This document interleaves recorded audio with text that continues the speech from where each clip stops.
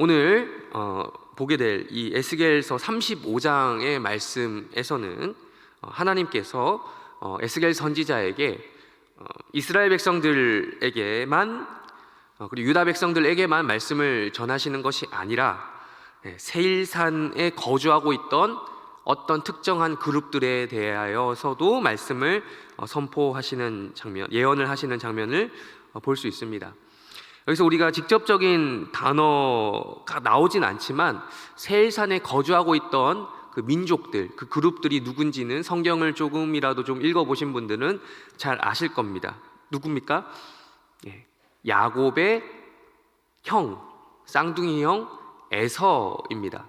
에서의 후손들을 가리켜서 에돔이라고 하는 민족이라고 불렀고요. 그 에돔 민족이 거주하고 있던 장소가 세일산이었습니다. 세일산이었기 때문에 지금 하나님께서 2절에서 우리가 볼 수 있듯이 세일산으로 향하고 그에게 예언하라 라고 하시는 것은 에돔 족속을 향한 하나님의 메시지다라고 볼 수 있는 것이죠. 다들 추석 명절 잘 보내고 오셨습니까?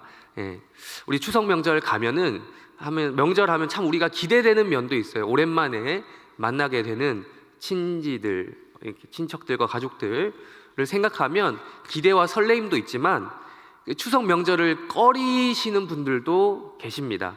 간혹이라고 말하기에는 조금 더 그럴 정도로 좀 더 많은 분들이, 간혹이라고 표현하기보다는 좀 더 많은 분들이 이제 형제간에 만나는 것을 어려워하시는 분들도 있더라고요.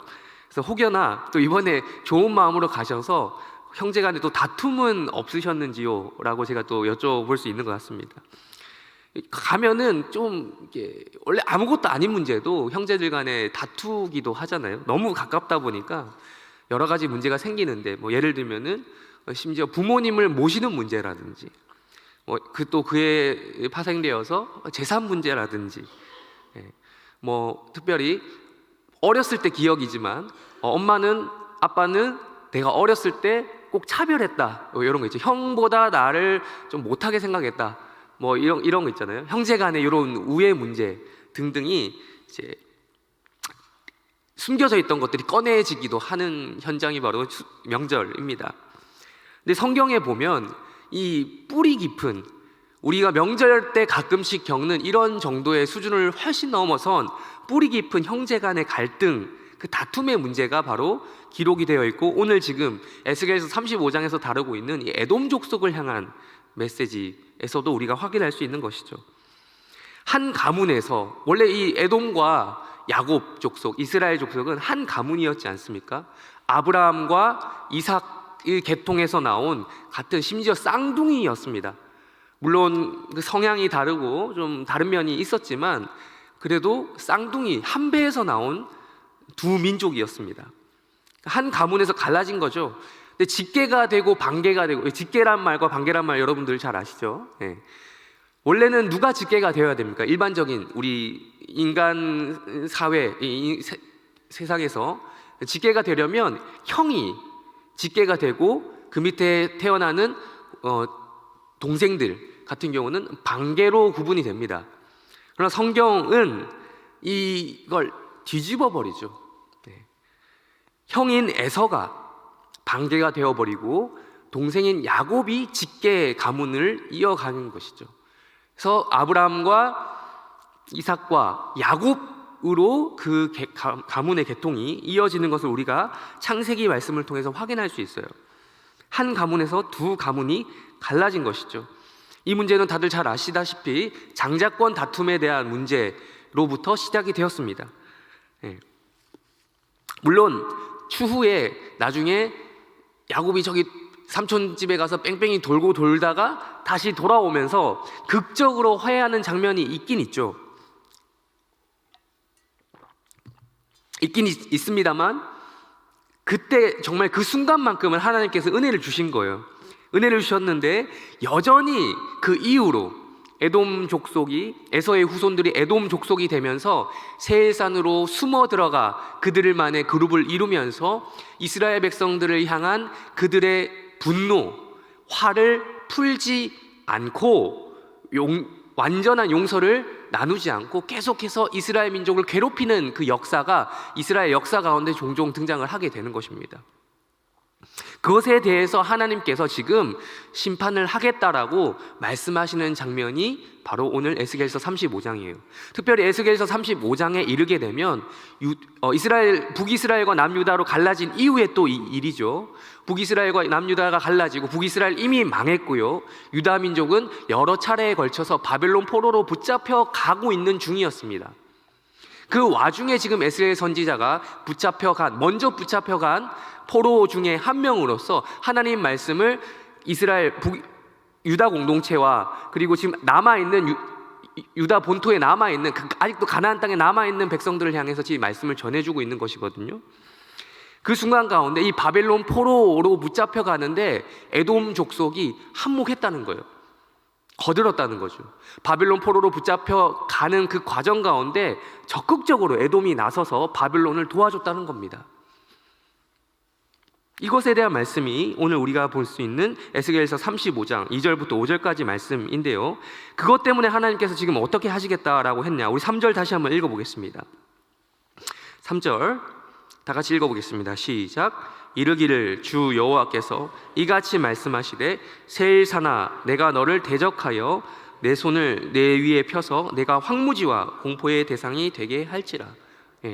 여기 보면 세일산, 이 에돔 족속이 거주하던 곳입니다. 대표적으로 세일산을 대명사로 사용하고 있는 것이죠. 마치 이스라엘 백성들을 시온산에 빗대어서 말씀하셨던 것처럼 똑같이 이렇게 말씀하시는 것이죠. 지금 이들을 향해서 하나님이 어떻게 엄한 진노와 분노를 표출하실 것인지에 대한 이야기를 하는 겁니다. 그냥 하나님이 미워서 하는 게 아니라 분명히 이 역사 가운데 에돔 민족은 이스라엘을 이렇게 괴롭혔던 이유가 있었던 것이죠. 우리 5절도 읽어보겠습니다. 5절 읽겠습니다. 시작. 내가 옛날부터 하늘 품고 이스라엘 족속의 환난 때 곧 죄악의 마지막 때에 칼의 위력에 옛날부터 그 처음 장자권을 빼앗겼다고도 할 수 없죠. 사실은 하나님께서 야곱에게 그 장자권을 주시기로 이미 태어나기 전부터 뱃속에 있을 때부터 정했다라고 성경은 이야기하고 있거든요. 하나님에 의해서 선택된 야곱에게 장자권이 넘어갔다는 이유로 에서는 그때부터 한을 품고 있었던 겁니다. 물론 그 순간 장성한 이후에 야곱이 라반으로부터 돌아오는 그 과정 가운데 잠깐 화해는 했지만 정말 그건 하나님의 은혜였어요. 그 순간만큼 화해했지만 그 이후로도 계속해서 한을 품고 있었다라는 것이죠. 그래서 마지막 때가 언제를 말하는 겁니까? 지금 바벨론 포로에 붙잡혀가는 그때, 지금 얼마 전까지 칼의 위력으로, 그 힘으로 이스라엘 백성들을, 유다 백성들을 넘겼다라는 거예요. 바벨론에게. 실제로 이 에돔 민족은요, 흔히 말하는 산에 거주하면서 살았던 산적 같은 포지션에 있었습니다. 산적들 아시죠? 산에 있다가 내려와서 우르르 내려와서 약탈해서 마을 주민들을 쫙 뽑아먹는, 수탈해가는 이런 포지션이 바로 에돔 민족이었습니다. 그걸 민족적으로 하던 그룹이었죠. 그러던 과정 가운데 가장 돈이 되는 게 뭡니까? 예로부터 사고 팔아야지, 뭘 팔고 사야지 가장 돈이 됩니까? 사람 장사입니다. 사람 장사. 가장 고부가 가치가 사람을 파는 인신매매입니다. 인신매매. 노예 매매상을 집단적으로 했던 것이죠. 이스라엘 백성들을 팔아서 넘기는. 이제 이거는 거국적으로 하게 되면 이제 바벨론에게 이스라엘 민족을 넘기는 데 큰 역할을 하게 되는 이런 상황이 발생하게 되는 것이죠. 그것에 대해서 지금 하나님께서 이스라엘 백성들 들으라고, 또한 에돔 민족에게 들으라고 이 말씀을 해주시고 계시는 것입니다. 우리 이어서 10절 한번 읽어볼까요? 10절, 에스겔서 35장 10절 읽겠습니다. 시작. 내가 말하기를 이 두 민족과 두 땅은 다 내 것이며 내 기업이 되리라 하였도다. 그러나 여호와께서 거기에 계셨느니라. 아멘. 지금 직계니 반계니 이런 설명을 드렸는데 결국 그것을 정하시는 분이 누구라는 거예요? 하나님이. 둘 다 내 것이기 때문에 그게 가능하다라는 거예요. 이 세상 모든 민족이 사실은 여기에서 예배를 모여서 새벽부터 예배를 드리는 여러분뿐만 아니라 사실 모든 세상의 모든 것들이 다 누구의 것이다라고요? 하나님의 것입니다. 그 과정 가운데 그 와중에 선택된 자와 그런 자가 있고 또 그렇지 못한 자가 있다라는 것이죠. 그 와중에 야곱이 있고 그 와중에 에서와 같은 자들이 있다라는 거예요. 그건 누구의 마음이라는 거예요? 다 내 것이라고 주장하시는 누구 마음이요? 하나님 마음이라. 여기서 결정적인 차이가 드러나게 되는 것입니다. 동생이 직계가 되고 형이 반계가 되는 이러한 일들이 일어난다. 이걸 영적인 원리로도 우리가 적용해 볼 수 있는 것이죠. 이스라엘이라고 하는 이런 물리적인 상황 속에서 어떤 특정한 국가와 민족 가운데 일어났던 일이 지금 우리 가운데에서도 일어날 수 있다라는 것입니다. 그것이 성경의 증언입니다. 오늘 말씀 또 날주 본문인 신약성경 에베소서 말씀도 하나 보시겠습니다. 에베소서 2장 말씀입니다. 에베소서 2장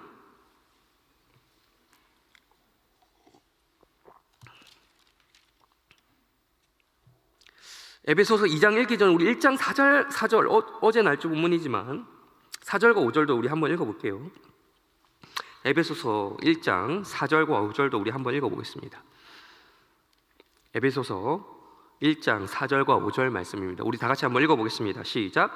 곧 창세전에 그리스도 안에서 우리를 택하사 우리로 사랑 안에서 그 앞에 거룩하고 흠이 없게 하시려고 그 기쁘신 뜻대로 우리를 예정하사 예수 그리스도로 말미암아 자기의 아들들이 되게 하셨으니. 아멘. 어제 날주 본문이지만 찾아봤습니다. 연관되기 때문에 여기서 가장 강력하게 이야기하고 있는 정말 교리적이고 가장 우리 장로교의 핵심이라고 할 수 있는 교리가 드러나죠. 뭡니까? 선택과 예정입니다. 우리가 하나님의 자녀가 되었습니다. 자녀가 되었다는 말 우리가 꼭 장로교가 아니어도 많이 들어보셨을 겁니다. 근데 그 근거를 우리 장로교에서는 특별히 장로교라고 하는 독특한 이 교파에서는 주장합니다. 그 근거가 어디 있다는 거예요? 우리가 아들이 될 만해서요? 아니죠. 아들들이 되게 하시는 그 선택의 과정이 창세전에 있었다라고 하는 겁니다. 그걸 가리켜서 예정이라고 하는 겁니다. 창세전에 그리스도 안에서 우리를 택하신 그 하나님의 은혜가 있었다라는 것이에요. 그의 기쁘신 뜻대로. 그 뜻의 기쁨 모르는 거예요. 그 기쁘신 뜻의 그 의미는 우리는 잘 몰라요. 그냥 그것이 하나님께서 그렇게 하기로 작정했다라는 거예요. 그게 바로 기쁘신 뜻입니다. 하겠다라고 하는 하나님의 의지이신 것, 그게 바로 선택인 것입니다. 에서와 야곱의 결정적 차이는 뭡니까? 그들의 잘남, 야곱이 좀 더 도덕적이고 아니죠. 창세기 말씀을 읽어보면 읽어볼수록 너무 놀랍습니다. 야곱이 너무 비열해요. 에서가 더 남자답고 오히려 더 세상의 기준으로 봤을 때 너무 더 깔끔하고 에서가 더 훌륭한 사람입니다. 성경을 읽을수록 에서의 잘남과 야곱의 못남이 더 대비가 됩니다. 비도덕적이고 그렇습니다.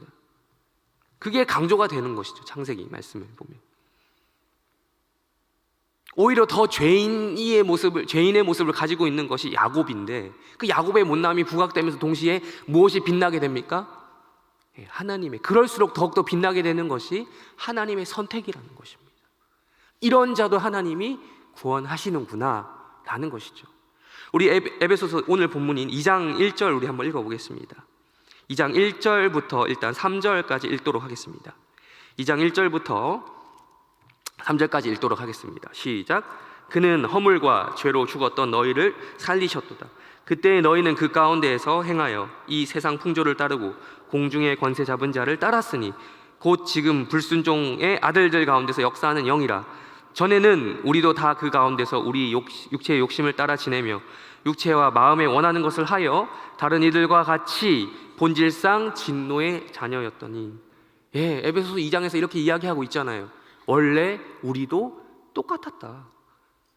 여기 앉아있는 우리와 여기 지금 이 시간에 밖에서 열심히 자신의 생계를 위해서 아침에 출근하는 사람, 벌써 우리보다 먼저 출근길을 오르는 사람, 그리고 아직까지 주무시고 계신 믿지 않는 자들과 우리의 차이는 사실상 없었다라는 겁니다.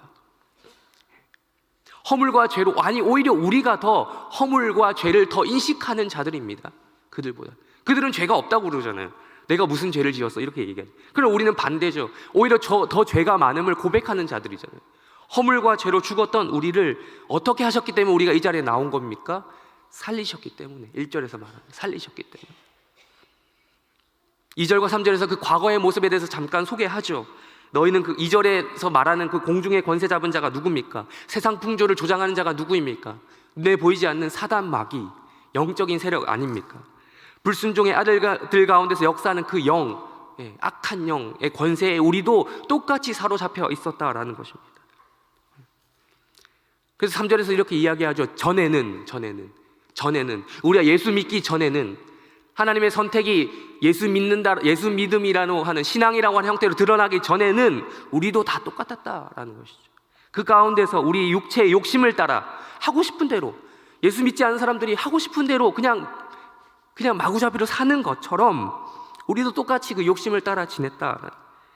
마음에 원하는 것을 하는 것이 뭐가 죄입니까? 그게 죄는, 그 자체가 죄는 아니죠. 그러나 그것이 하나님의 뜻과 대치되었을 때에, 하나님의 뜻과 부딪혔을 때 우리 신앙인들은 하나님의 뜻을 선택한단 말이죠. 그러나 믿지 않는 자들은 하나님 뜻이고 뭐가 없습니다. 그냥 하고 싶은 대로만 하는 것이 자연인의 모습, 예수 믿기 전의 모습 그대로인 것입니다. 그래서 이런 것을 가르쳐서 다른 이들과 같이 본질상 진노의 자녀였었다라고 우리의 과거의 모습을 설명해 주고 있는 겁니다. 다시 한번 말씀드립니다. 이것이 무슨 차이가 있습니까? 이것을 불러일으키게 된 이러한 극명한 결과를 나타내게 하는 그 차이는 무엇입니까? 에서가 더 못나서입니까? 야곱이 더 잘나서입니까? 아니죠. 오히려 반대죠. 하나님이 야곱의 연약함에도 불구하고 그를 선택하셨다라는 것입니다. 그래서 4절부터 6절까지 이렇게 이야기하고 있습니다. 우리 4절부터 6절까지를 읽어보겠습니다. 시작. 긍휼이 풍성하신 하나님이 우리를 그 크신 사랑을 인하여 허물로 죽은 우리를 그리스도와 함께 살리셨고 너희는 은혜로 구원을 받은 것이라. 또 함께 일으키사 그리스도 예수 안에서 함께 하늘에 앉히시니. 아멘. 뭐 때문에? 그 이유를 이야기하죠. 뭐 때문에요? 4절에서 긍휼이 풍성하신 하나님이 우리를 사랑하신 그 큰 사랑,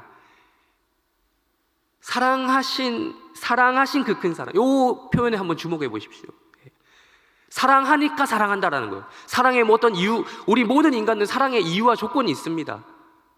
뭐 하니까 사랑한다, 그냥 사랑한다, 이 땅에서는 없는 개념입니다. 그런데 하나님은 사랑하니까 사랑한다라는 거예요. 그 크신 사랑을 인하여 라고 이야기하고 있는 것이죠. 그래서 허물로 죽은 우리를 그리스도와 함께 살리셨다. 예수가 우리 때문에 죽은, 십자가에 죽은 그것으로 끝나지 않고 예수가 부활하신 것처럼 우리도 거듭남, 중생이라고 하는 그 체험이 우리 가운데 생기게 되었다라고 말씀하고 있는 것입니다.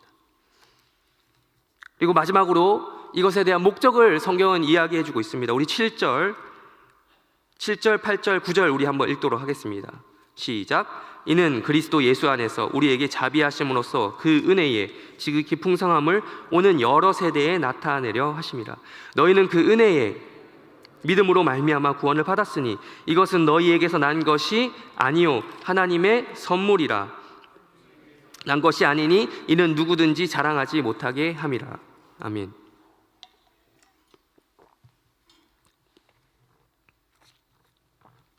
네. 그리스도 예수 안에서 목적이 뭡니까? 우리를 구원하신 목적이 우리만 믿고 좋자고 지금 이런 복음을 주셨습니까? 이 믿음을 허락하셨습니까? 그게 아니라 7절에서 이야기하죠. 그리스도 예수 안에서 어떻게 하려고요? 그 하나님의 은혜의 놀라운 것과 그 풍성함을 어떻게 하려고? 오는 여러 세대에, 우리가 흔히 말하는 다음 세대들이죠. 우리만 뿐만 아니라 아직 이 복음을 알지 못하는, 자기가 선택된지도 아닌지도 모르고 살아가는 어떤 자들에게 이것을 전해 주어야 된다는 거예요. 우리가 선택 교리를 배우게 되다 보면 착각하는 게 있습니다. 그 선택 교리만 쏙 빼놓고 배우게 되면 그러면 전도할 필요가 없겠네라고 이야기하는 거예요. 선택된 자가 다 정해져 있다면서요. 전도할 필요가 없겠네요. 그게 아니죠. 선택 교리와 반드시 함께 동반되어야 되는 것은 전도의 의무입니다. 오히려 더 강화되는 거예요. 분명히 아직까지 예수 믿지 않는 자들 가운데 선택된 자가 있겠구나 하면서 또 오히려 복음 전도에 힘을 내게 되는 것입니다. 내가 하는 것이지만 내가 하지 않는다라고 하는 그 힘이 거기서부터 나오는 것이에요. 하나님께서 예정하신 자, 작정하신 자는 다 믿겠거니 하는 그 사도행전의 말씀처럼 그 말씀을 의지하면서 더욱더 전도할 수 있는 것입니다. 이것에 대해서 지금 7절에서 이야기하고 있죠. 여러 세대에 나타내게 하실, 하나님의 은혜가 얼마나 풍성하신 것인지 이 말씀을 듣는 너희뿐만 아니라 여러 세대에 나타내게 해야 된다라고 하는 것이 사도 바울 에베소서에서 하시는 말씀이신 것입니다. 그러면서 이렇게 이야기하죠. 다시 한번 강조합니다. 그 은혜 8절, 그 은혜에 의하여 믿음으로 말미암아 뭘 받았나니? 구원을 받았나니. 구원인 거예요. 하나님의 자녀가 처음엔 하나님의 자녀였었죠. 하나님의 자녀를 창조가 되었죠. 자녀였지만 떠났다가 본질상 진노의 자식, 진노의 자녀, 사단의 자식이었다가 다시 하나님의 자녀로 편입되는 과정을 가리켜서 성경은 구원이라고 하는 것입니다. 그 구원이 뭐라고 합니까? 구원에 대해 특징에 대해서 이야기하죠. 하나님의 뭐요? 선물이요, 선물. 여러분, 우리 다시 한번 얘기하지만 인간은 이 근거 없이 사랑하지 않고요. 뭔가 이유가 있기 때문에 사랑하고요. 또한 이유가 있기 때문에 선물을 주고받습니다. 이번 추석 때 선물 좀 주고받으셨습니까? 아무 이유 없이 여러분께 선물을 주시는 분이 계십니까? 다 이유가 있습니다. 어떠니까 선물을 줍니다. 아무 이유 없는 근거 없이 선물을 주고받지는 않습니다. 뭔가 주고받을 만한 사람이니까 주고받은 거예요. 근데 이 하나님의 선물은 그런 차원이 아닙니다. 내가 보답할 수 있고 내가 어떻게 근거가 있기 때문이 아니에요. 그러니까 차원이 다른 선물인 거죠. 그 선물에 대해서 그게 바로 구원이라는 것입니다. 그래서 9절에서 마지막으로 이야기합니다. 이 모든 것들, 어떤 인간의 행위에서 난 것이 아니다. 우리가 어떤 보답할 수 있는 것들에 우리가 어떻게 인간의 어떤 공로로 채울 수 있는 것들이 아니다라는 것이죠. 그게 아니니 이는 누구든지 뭐하지 못하게 하려 함이라고요? 자랑하지 못하게 함. 여기서 남는 것 하나 뭐가 있겠습니까? 우리를 자랑하지 못한다면 뭐밖에 자랑할 수 없습니까? 우리를 구원하신 예수 그리스도를 자랑할 수밖에 없는 것입니다.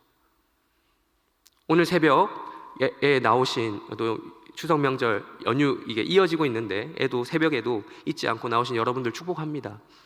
여러분들 가운데 우리를 자랑하는 것이 아니라 우리 주변 모든 사람들, 친지들 이번에 만나고 돌아오셨겠지만 앞으로도 계속 늘 그러셨겠지만 예수 그리스도를 자랑하는 인생 되시기를 주님의 이름으로 축원합니다. 또 한 가지 더 말씀드립니다. 문제는 우리가 계속해서 다시 전으로 돌아가려는 관성의 법칙이 있다라는 거예요. 예수 믿기 전으로 돌아가려고 하는 관성의 법칙이 여전히 있다라는 것이죠. 다시 진노의 자식에서 다시 하나님의 자녀가 되었다가 다시 그 진노의 자식으로 들어가려고 하는 죄성이 우리 가운데 여전히 남아있다는 것이에요. 성령을 선물로 우리가 받았죠. 구원을 선물로 받은 동시에 우리 가운데 성령이 내주하시잖아요. 그런데 그 성령이 있는데도 없는 것처럼 살아가는 인생으로 다시 돌아갈 수도 있다는 것이죠. 그때를 우리가 경계합시다. 우리 안에 무엇으로 우리를 채울지, 하나님의 사랑으로, 하나님의 은혜로, 그 하나님의 구원의 선물로 우리를 채울 것인지, 즉 성령으로 우리를 채울 것인지, 아니면 세상의 것으로 채울 것인지는 우리가 하기에 달려있는 것입니다. 오늘 하루 아침 또 일주일 살아가시면서 남은 연휴 기간 동안에도 하나님의 그 선물로 우리를 채우시는 복된 우리 해림교회 성도들이 되시기를 주님의 이름으로 축원합니다. 이것으로 설교를 마치고 또 각자 개인 기도 제목 가지고 기도하시다가 때가 되면 돌아가시기를 바랍니다. 주기도문 하시겠습니다. 하늘에 계신 우리 아버지여, 이름이 거룩히 여김을 받으시오며 나라의 마옵시며 뜻이 하늘에서 이루어진 것 같이 땅에서도 이루어지이다. 오늘날 우리에게 일용할 양식을 주옵시고 우리가 우리에게 죄 지은 자를 사하여 준 것 같이 우리 죄를 사하여 주옵시고 우리를 시험에 들게 하지 마옵시고 다만 악에서 구하옵소서. 대개 나라와 권세와 영광이 아버지께 영원히 있사옵나이다. 아멘.